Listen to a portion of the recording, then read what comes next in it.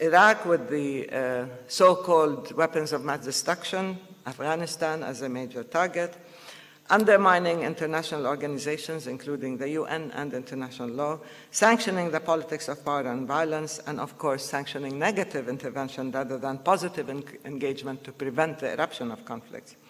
And this led to fragmentation and decontextualization. The neocons loved to isolate each subject, each country, each issue, and deal with it separately, out of context. That's why they adopted this broader, greater, new Middle East ideology. Instead of what we needed to work with, regional demilitarization. If you're looking for nuclear weapons, I can tell you where they are. There are more than 200 thermonuclear warheads in Israel. Why don't you demand transparency and accountability in Israel? And if you want to create a nuclear-free region, we would be the first to support this. I want a Middle East totally free of nuclear weapons. Totally. So let's demilitarize the whole region. Not some people can have military weapons and are totally exempt from any kind of inspection or responsibility, and others, at the mere suspicion or a lie that they might have it, we're going to wage war, we're going to invade. It just doesn't happen. And now with Iran again, the report that came out, the NIA report, the National Intelligence Report, said that Iran stopped any nuclear program it had in 2003, right? It's an American report. But what happened? The Israelis hit the ceiling. No, no, no, no, no. There are nuclear weapons in Iran. You've got to fight Iran. You've got to strike Iran. Now, this isn't simple. It's not easy. You can't just act like cowboys and go and start shooting and firing every time you suspect there is something or Israel tells you there is something. Your own intelligence reports tell you there's nothing. And if there is a problem between Iran and the Arab world, we are being asked to negotiate with our occupiers. Why shouldn't the Arabs and Iran negotiate their political differences? Why should there be a war? Anyway.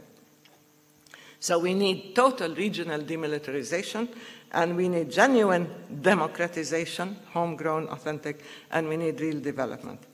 Now, despite the fact that the Baker-Hamilton report and so on all stressed the integrated, comprehensive approach and peacemaking as a key to security in the region, the US still did not move.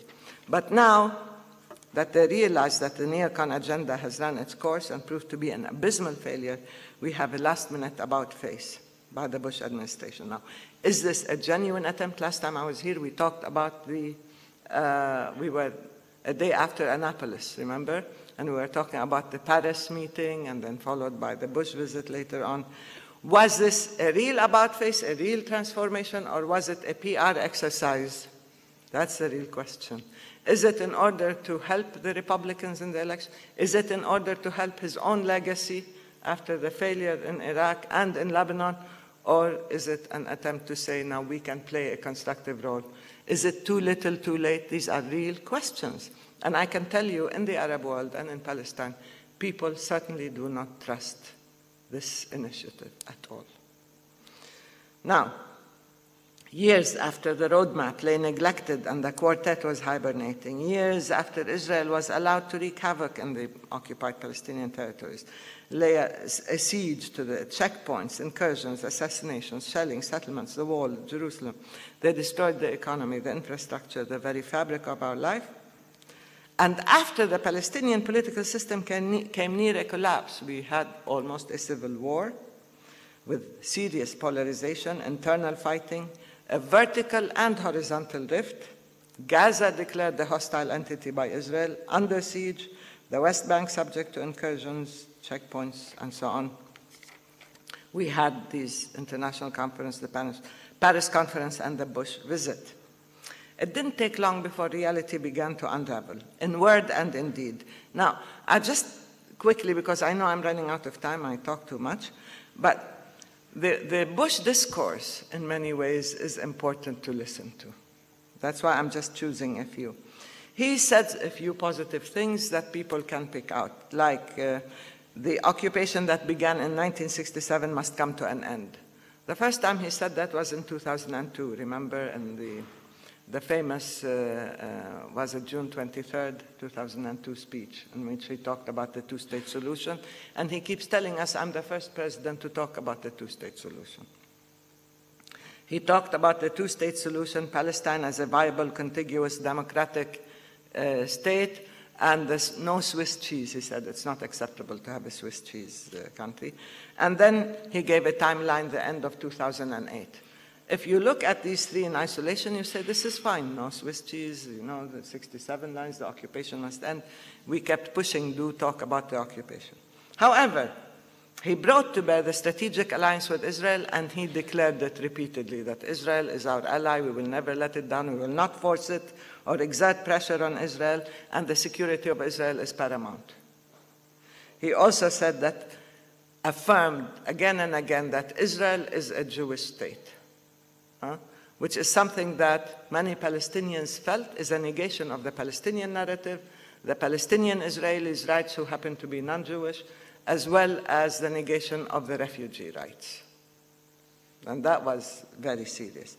Then he talked about facts created on the ground, that demographic facts and so on have to be taken into account in any settlements, which meant that you will incorporate an illegality, you will accept the settlements.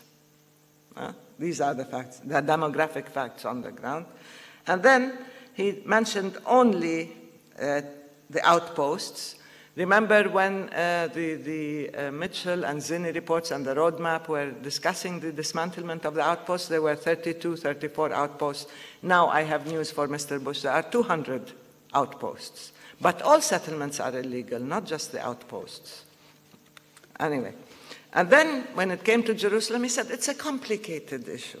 It's a difficult issue. Well, living is complicated and difficult, but Jerusalem must be resolved according to international law. It's not, as I said last, a celestial issue. It's a terrestrial issue, and we have to deal with it on the basis of international law. The Palestinian refugees, very flippant. They have to be compensated. So there's no right of return. The checkpoints.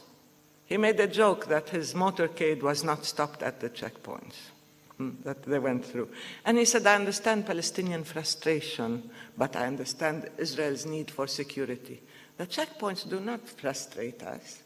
They are there to destroy our lives. They are there to fragment our land. They deprive us of our freedom, of our right. They redefine our time and space. Anyway. And then he blamed Abbas for the Qassam rockets which were being fired from Gaza. If he knows that Abbas was the first person who was, Mahmoud Abbas Abu Mazen, against the Qassam rockets. He constantly asked Hamas to stop, and he described them as being counterproductive and so on. And most importantly, he said when it comes to the Palestinian question, the UN has failed. So he was very dismissive of the UN and international law, which would bypass, of course, which he would bypass in his initiative. And then he said the roadmap is in itself the issue, which means that it became the sine qua non. If you implement the roadmap in its totality, then we will see what we can do. But Israel, last time I told you, had placed 14 reservations on the roadmap that totally destroyed its substance and its content.